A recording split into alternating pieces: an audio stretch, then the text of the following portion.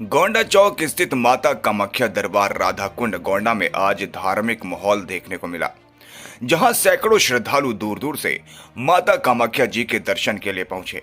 इस अवसर पर दरबार की संचालिका किन्नर पूजा महंत जी ने भक्तों को आशीर्वाद दिया और उनकी समस्याओं के निवारण के लिए अर्जी स्वीकार की। श्रद्धालुओं ने माता के जयकारों के साथ दरबार में आस्था और श्रद्धा व्यक्त की। कार्यक्रम में गोंडा के वरिष्ठ अधिवक्ता एवं राष्ट्रीय लोकदल के जिलाध्यक्ष राजेंद्र कुमार सिंह उर्फ गप्पू भैया विशेष अतिथि के रूप में उपस्थित रहे। उन्होंने धार्मिक कार्यक्रम की सराहना करते हुए कहा कि ऐसे आयोजन समाज में आध्यात्मिक एकता और सकारात्मक ऊर्जा का प्रसार करते हैं। किन्नर पूजा महंत जी ने इस अवसर पर गौरक्षा विषय पर भी अपनी चिंता व्यक्त की। उन्होंने कहा कि कुछ लोग गौशालाओं के नाम पर आर्थिक लाभ उठाते हैं, लेकिन गायों को सही सुविधा और देखभाल नहीं मिल पाती, जो अत्यंत दुखद है। उन्होंने प्रशासन व समाज से अपील की कि वास्तविक गौ सेवा को बढ़ावा दिया जाए और जो लोग केवल नाम के लिए गौशाला चला रहे हैं, उनके खिलाफ सख्त कार्रवाई की जानी चाहिए। स्थानीय भक्तों ने दरबार में चारों तरफ सजावट, भजन कीर्तन और प्रसाद वितरण के साथ माता कामाख्या जी की आराधना की। इस समय हम पांडे चौकी के करीब में गोंडा चौक के पास में कामाख्या देवी का दरबार है, जहां पर अभी हम उपस्थित हुए हैं। हमारे साथ जो कामाख्या देवी की माँ हैं, जो उनसे हम महंत हैं, जो उनसे हम बात करते हैं, उनसे पूछते हैं कि यहाँ पर जो दरबार लगता है और कितने दिन तक होता है और कितने दिनों से चल रहा है। बहुत बहुत धन्यवाद आपका इस चैनल में। जय महाकाल, जय श्री महाकाल, जय माँ कामाख्या। मैं पूजा मिश्रा, पूजा महंत, कामाख्या दरबार गोंडा से आप सभी को आशीर्वाद देते हुए बताना चाहती हूँ, निरंतर 15 वर्षों से ये दरबार यहाँ पर उपस्थित है और ये 11 वर्षों का जागरण संपूर्ण हो गया है। ये 12वें वर्ष का आज जगराता है। यहाँ दूर दूर से लोग प्रख्यात मन्नतें लेकर आते हैं। ये माँ कामाख्या का सिद्ध दरबार है, जहाँ दूर दूर से भक्त आते हैं और अपनी मनोकामनाएं माँ से रखते हैं। और मैं यहाँ की महंत हूँ। माँ की मनोकामनाएं माँ लोगों की मनोकामनाएं माँ पूर्ण करती हैं। और इस दरबार की मान्यता ये है, मंगल और शनिवार दीपक जलाने से निसंतानों को संतान की प्राप्ति होती है, रोगियों को निरोगी काया की प्राप्ति होती है, गरीबों को धन की प्राप्ति होती है, अन्न की प्राप्ति होती है। जिस भाव से माँ के पास आते हैं वो उनका सिद्ध दरबार से भाव पूर्ण होता है। अच्छी मनोकामनाओं से जो भी दरबार आता है उसकी हर मनोकामनाएं सिद्ध होती है। कितना दिन हो चुका है दरबार लगाते हुए अभी, और अभी कंटिन्यू कितने दिन तक चलेगा? 15 वर्ष स्थापित किए हुए हो गया और 11 वर्ष से मैं निरंतर अपने पर्सनल जो दरबार में चढ़ावा आता है उसी का साल भर का संकलन करके, ना कोई चंदा लिया जाता है, ना कोई पर्ची कटती है शहर में। 11 वर्षों से निरंतर दरबार लग रहा है और ये 12वें वर्ष का जगराता और भंडारा है, जो काली पूजा और दुर्गा पूजा 2 की जाती है दरबार में। उसका एक साथ भंडारा और जागरण होता है। क्योंकि माता जी का कहना है कि जो हमारे यहाँ जो भंडारा चलता है, जो इस प्रोग्राम के जो चढ़ावे आते हैं, उन्हीं के संदर्भ से उस पैसे को लेकर के हम करते हैं। कहीं पे चंदा या रसीद काटने का काम हमारा नहीं होता है। इसके उपलक्ष्य में आप क्या कहना चाहेंगे? गोंडा के क्षेत्रवासियों को क्या कहना चाहेंगे? धर्मनिष्ठ बने, सनातन की रक्षा करें। भगवान राम की नींव पड़ चुकी है। ऐसे आपके हर गली मोहल्ले में एक मंदिर होना चाहिए, भगवान का कीर्तन भजन होना चाहिए और भगवान के घंटे हमेशा बजने चाहिए। जय श्री राम, जय श्री महाकाल, जय माँ कामाख्या। सदैव आप पर इष्ट राम की कृपा और शिव की कृपा और कामाख्या माँ की कृपा बनी रहे। आपका वीडियो वायरल हो रहा है काफी। आप ने इलाहाबाद में रैली की थी, रैली में आपने कुछ गौरक्षा के बारे में जो चर्चाएं की थी वहाँ पर, उसके बारे में कुछ कहना चाहेंगे आप? हाँ, मैं विश्व हिंदू महासंघ अपने किन्नर प्रकोष्ठ की जिला अध्यक्ष हूँ और योगी जी गौरक्षा पीठाधीश्वर हमारे माननीय योगी आदित्यनाथ जी का प्रयागराज में गौरक्षा समिति द्वारा बहुत अच्छा गौरक्षा का मंच लगाया गया, जिसमें मैंने गौ के बारे में बोला कि मार्ग में चलने वाली, गली मोहल्ले में चलने वाली गायें जब तक पॉलीथीन और गंदगी खाएगी तब तक आपका 33 करोड़ देवी देवताओं का पूजन व्यर्थ है।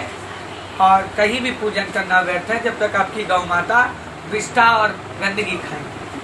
इस पर मैंने बोला और बहुत अच्छा प्रोग्राम था प्रयागराज में और प्रदेश के माननीय पदाधिकारियों द्वारा और जनता के बहुत सपोर्ट द्वारा वहाँ पे बहुत अच्छा प्रोग्राम और रैली संपन्न है।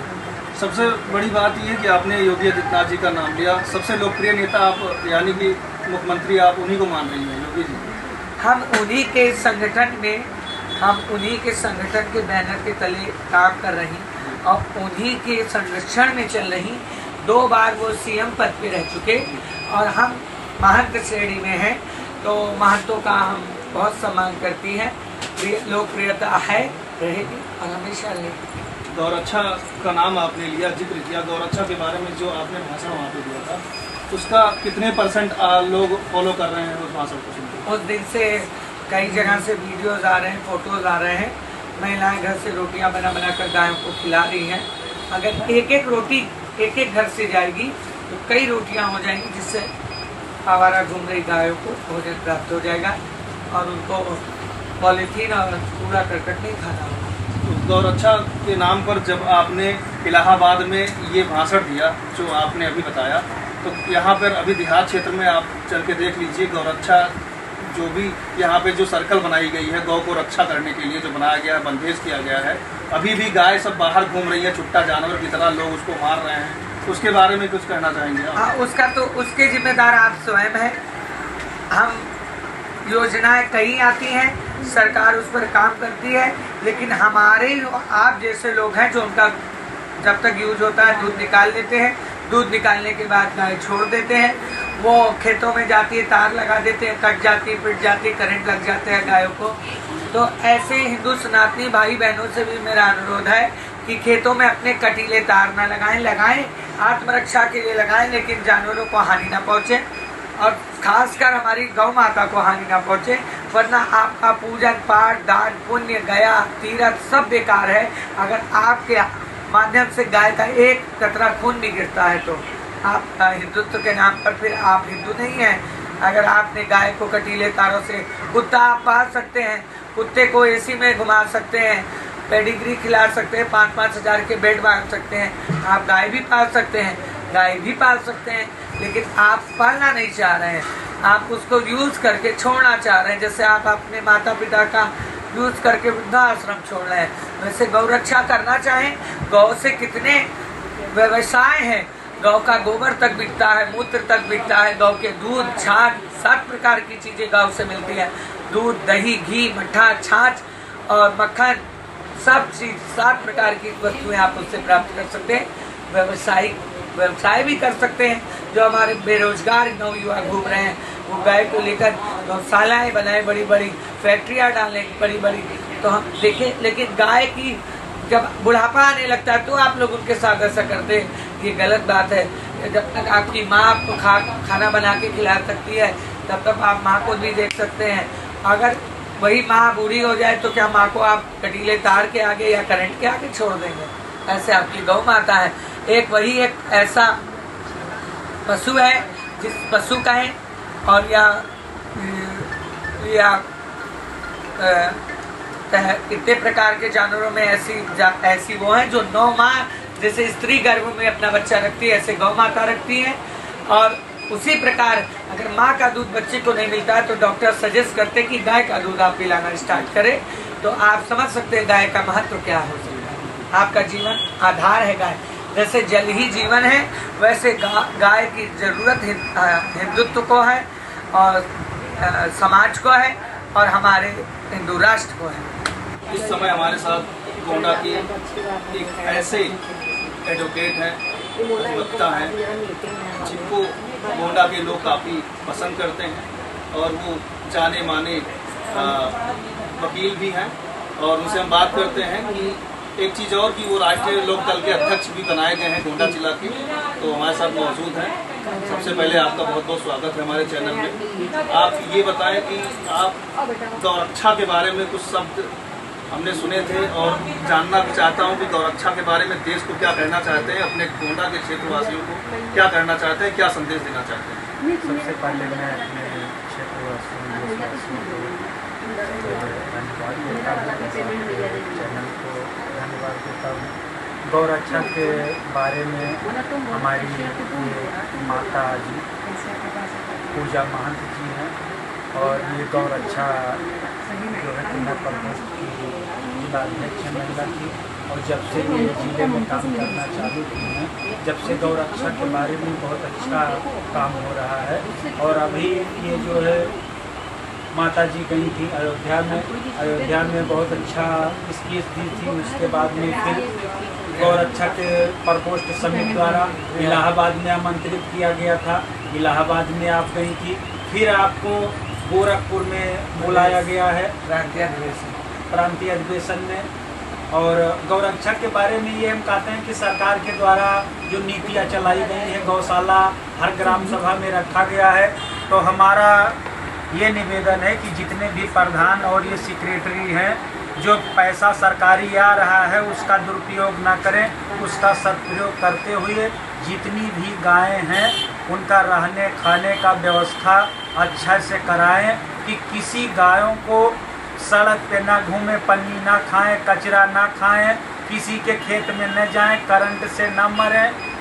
और सरकार ने ये भी चलाया है कि अगर एक व्यक्ति एक गाय रखता है तो उसको एक गाय का कीमत 1500 रुपया मिलता है। ऐसे करके अगर एक आदमी 4 गाय खाली रख ले तो 15 चौका 60 6,000 रुपया मंथली एक आदमी को मिलने लगेगा। तो ऐसे हम ये चाहते हैं कि हर किसान 4 गाय 5 गाय रखें तो आदमी को 4,000 5,000 6,000 रुपये महीने मिलते भी रहेंगे। और उनका जो है खाद गोबर दूध सारा काम भी होता रहेगा, पैसा भी पाते रहेंगे। गौशाला का ये जिम्मेदारी कि प्रधान गौशाला चला रहा है, सेक्रेटरी गौशाला चला रहा है, गाँव वासी भी सहयोग करें गौशाले में, वो भी जो है सहयोग करें, तब हो पाएगा। ये एक आदमी का काम नहीं है, ये पूरे ग्राम सभा का काम है। जब ग्राम सभा वासी कंधों से कंधा मिलाकर चलेंगे और सहयोग करेंगे तब ये चल पाएगा। ये एक आदमी का किसी का व्यक्तिगत काम नहीं है। आपको राष्ट्रीय लोक दल का जिला अध्यक्ष बनाया गया है, तो इसके बारे में अपने गोंडा के लोगों को क्या कहना चाहिए? 8 जनवरी को मुझको राष्ट्रीय लोक दल का जिला अध्यक्ष बनाया गया है। और इसके बारे में हमारा संदेश ये है कि हमारा और बीजेपी का जो है गठबंधन है और मैं सरकार के साथ हूँ। और हम ये चाहते हैं कि योगी जी प्रदेश में अच्छा काम कर रहे हैं और उनको जो है प्रधानमंत्री के रूप में देश देखना चाहता है और वो प्रधानमंत्री बने और देश में अच्छा काम करें। और हम लोग जो है उन्हीं को देखते हुए हमारे राष्ट्रीय अध्यक्ष जी जयंत चौधरी जी बीजेपी के साथ हैं और बीजेपी की नीतियों से संतुष्ट हैं। कांग्रेस के साथ थे, चौधरी चरण सिंह जी थे, प्रधानमंत्री थे, गृह मंत्री थे और यूपी के सीएम भी थे, लेकिन कांग्रेस ने उनको भारत रत्न से नहीं नवाजा था। और ये बीजेपी में जब गठबंधन हुआ तो बीजेपी ने चौधरी साहब को भारत रत्न से नवाजा। इसलिए मैं बीजेपी को बहुत बहुत धन्यवाद देता हूँ।